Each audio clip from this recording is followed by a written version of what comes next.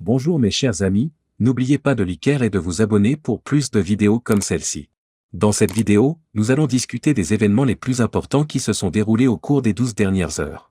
Nous avons de nombreuses mises à jour très intéressantes, alors commençons. Aujourd'hui marque le début du 11 mars 2025, ce qui signifie que le processus de négociation entre les États-Unis et l'Ukraine a commencé sur le territoire de l'Arabie Saoudite. Zelensky et son équipe sont déjà arrivés en Arabie Saoudite, mais d'après les informations dont nous disposons, il ne participera pas directement aux négociations entre la délégation américaine et la délégation ukrainienne. Il prévoit plutôt de rencontrer des représentants saoudiens, très probablement pour discuter de questions financières, d'approvisionnement et de soutien. Il pourrait rester en Arabie Saoudite jusqu'à ce que la délégation ukrainienne reçoive une proposition des États-Unis. En parlant des États-Unis, dans la soirée du 10 mars, ils ont déjà communiqué certaines mises à jour concernant les questions qui seront abordées avec les Ukrainiens. Demain, les États-Unis et l'Ukraine discuteront des questions territoriales, un point crucial selon l'envoyé spécial de Trump. Les discussions porteront également sur les protocoles de sécurité, le transfert de renseignements américains et un accord sur les ressources minérales. Witkoff a ajouté que Washington attend des avancées significatives à l'issue de ces pourparlers, notamment la signature d'un accord sur les minerais.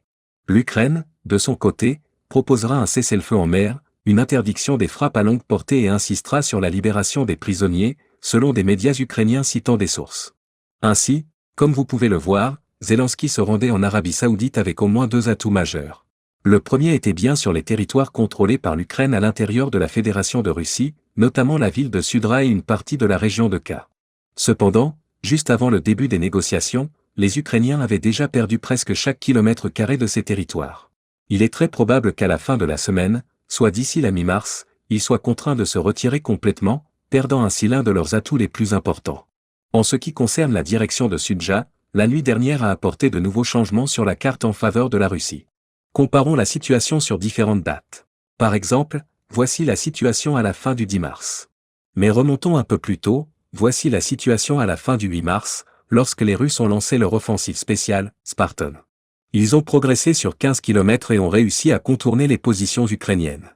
Déjà, à la fin du 9 mars, les Russes avaient considérablement amélioré leur position. Faute de données précises en temps réel, la plupart des territoires étaient alors considérés comme contestés. Mais à la fin du 10 mars, nous avons obtenu des informations plus fiables provenant de diverses sources, nous permettant de mettre à jour la carte en faveur de la Russie. La plupart des territoires étaient désormais sous contrôle russe complet. Au matin du 11 mars, nous avons continué à recevoir des rapports confirmant des avancées supplémentaires. Par ailleurs, les Russes ont réussi à établir un contrôle total sur un village du nom de Kaza, dernier point au nord de l'agglomération de Sudja. Et maintenant, si les Russes poursuivent leur avancée vers le sud, nous assisterons à la première bataille pour Sudja elle-même. Le rapport concernant la chute de Kazachok a été publié ce matin, le 11 mars 2025, par le canal Telegram officiel du groupe de forces du Nord. De plus, dès la soirée du 10 mars 2025, les Russes ont annoncé avoir pris le contrôle total de la localité de Kmov-Bandaranka, ainsi que de tous les villages situés sur le flanc et de l'agglomération de Sudja. Durant les nuits précédentes, plusieurs rapports ont été publiés par différentes sources liées probablement au groupe de forces du Nord ou aux soldats sur le terrain. Selon ces informations, les Russes ont intensifié leurs opérations sur le flanc sud de l'agglomération de Sudja. Durant la nuit dernière, ils ont amélioré leur position de manière significative aux abords de la localité de Kurilova. Selon plusieurs sources pro-russes, ils sont sur le point d'achever le nettoyage du village de Miloua et de la forêt avoisinante. En résumé, il est possible qu'aujourd'hui les Russes prennent entièrement le contrôle de toutes les zones situées à l'intérieur de cette ligne rouge.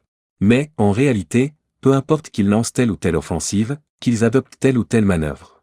L'essentiel est clair, Poutine cherche à retirer cette carte stratégique des mains de Zelensky et à rétablir le contrôle sur la direction de Sudja. En effet, selon le plan initial de Zelensky datant de plusieurs mois, il envisageait d'échanger ces territoires contre d'autres déjà occupés par les Russes. Il espérait notamment échanger Sudja et sa région contre la ville de Vadar et la centrale nucléaire de Zaparka, qui représente un enjeu stratégique majeur pour l'Ukraine. Contrôler la plus grande centrale nucléaire d'Europe est vital pour Kiev. Cependant, la situation a radicalement changé. De plus en plus de sources rapportent que les soldats ukrainiens cessent d'écouter leurs commandants et poursuivent leur retraite vers la frontière. Les Russes infligent de lourdes pertes aux Ukrainiens, des centaines de drones survolent les principales routes d'approvisionnement et d'évacuation, causant des pertes considérables. Mais le fait le plus important est que ce matin, le 11 mars 2025, les Russes ont commencé à bombarder et attaquer massivement l'agglomération de Sudja. Cela signifie qu'ils vont très probablement tenter aujourd'hui de percer à nouveau la ceinture défensive ukrainienne, d'écraser les forces adverses et de les contraindre à une fuite désorganisée hors de Suja. Il y a de fortes chances qu'à la fin du 11 mars ou au début du 12 mars, les Ukrainiens abandonnent complètement leur position à Suja. Comme vous pouvez le voir sur cette carte de la ligne de front, les Russes contrôlent chaque kilomètre carré autour de la ville. Si les Ukrainiens ne prennent pas une décision immédiate, ils risquent d'être encerclés par les Russes d'ici le matin du 12 mars. L'offensive russe se poursuit, et certains soldats ukrainiens ont déjà réussi à évacuer Sudra. Mais le problème est qu'ils ne peuvent pas utiliser de véhicules, ils doivent fuir à pied, ce qui les épuise avant même d'atteindre la localité de Yaka. Les commandants ukrainiens dans cette région font maintenant face à un autre dilemme: comment répartir ces soldats épuisés, leur trouver un abri, leur permettre de se reposer. La situation entraîne un nouveau problème: la localité de Yaka est désormais surpeuplée de soldats ukrainiens, ce qui en fait une cible idéale pour l'aviation russe et les missiles Iskander. Au cours des dernières 24 heures, l'armée russe a bombardé cette localité, frappant les casernes et diverses positions où se regroupaient les soldats ayant fui Suja et sa région. En conséquence, les Ukrainiens continuent de subir des pertes. Pour stabiliser la situation, Kiev tente de déployer autant de systèmes de défense antiaérienne que possible, sachant que les Russes cherchent en priorité à frapper les troupes en retraite avec leur aviation et leurs missiles.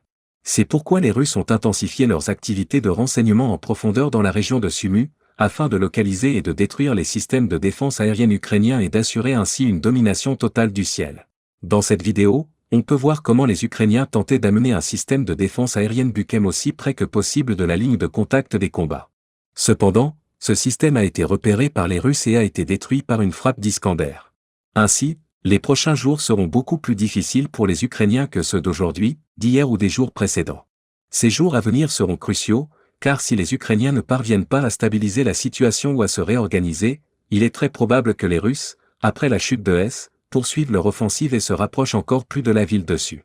Zelensky dispose de plusieurs options. Tout d'abord, il peut essayer d'envoyer des renforts vers Sou afin de stabiliser la situation ou de les concentrer le long de la frontière pour empêcher les Russes de percer.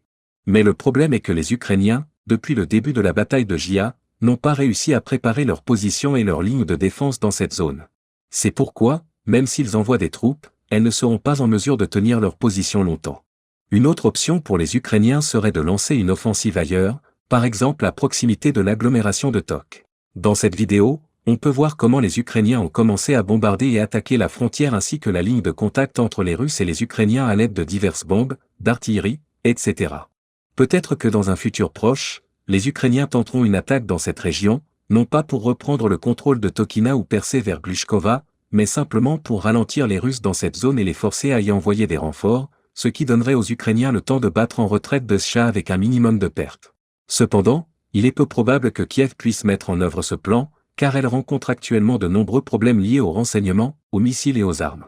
La deuxième carte maîtresse de Zelensky n'est pas la défense aérienne, mais plutôt la capacité de mener des frappes en profondeur sur le territoire russe. Par exemple, aujourd'hui, Zelensky, en visite en Arabie Saoudite, prévoit de proposer un cessez-le-feu incluant l'arrêt des attaques aériennes et maritimes. Pour montrer qu'il dispose d'une carte forte, il a ordonné, dans la nuit du 10 au 11 mars, une attaque massive de drones sur le territoire russe, notamment sur Moscou.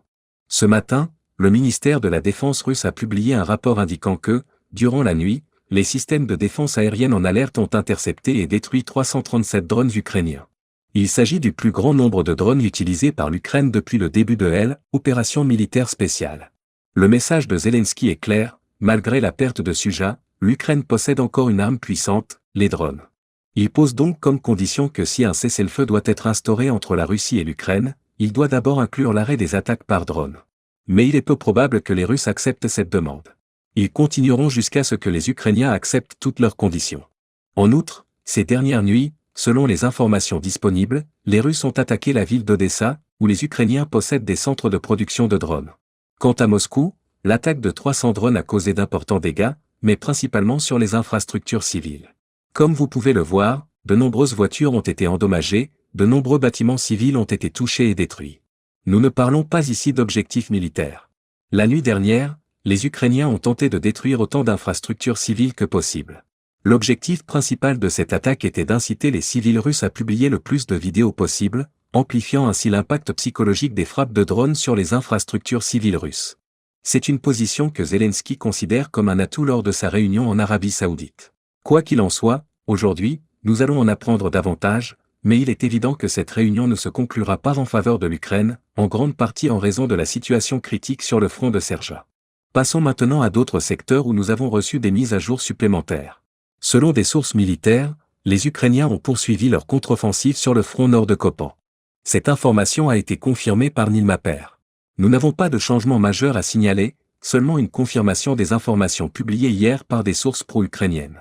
Concernant le front de Tass, les Russes continuent leur contre-offensive. Actuellement, de violents combats ont lieu dans le district de Zala.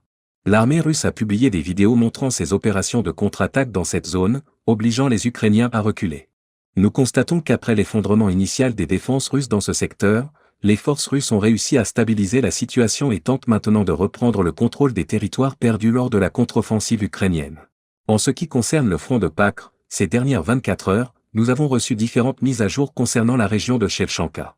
Les affrontements y sont extrêmement intenses, et nous pensons que la configuration actuelle de la carte ne reflète pas la réalité sur le terrain. Nous estimons que Shevchenka se trouve actuellement dans une zone grise, car chaque jour, nous recevons des vidéos contradictoires de différentes parties du village, indiquant qu'il y a une confusion totale sur le contrôle du territoire. Il est probable que, par moment, ni les Russes ni les Ukrainiens ne sachent précisément quels bâtiments sont sous leur contrôle. Les combats se poursuivent dans cette zone, et nous observons une situation similaire à celle de Tass, où les Russes tentent de stabiliser le front et de repousser les Ukrainiens hors de cette région. C'est tout pour cette courte vidéo. Military Summer Channel rappelle qu'il condamne toute forme de violence dans le monde. Merci d'avoir regardé, abonnez-vous à ma chaîne, mettez un like, rejoignez mon Patreon, et passez une bonne journée. À bientôt!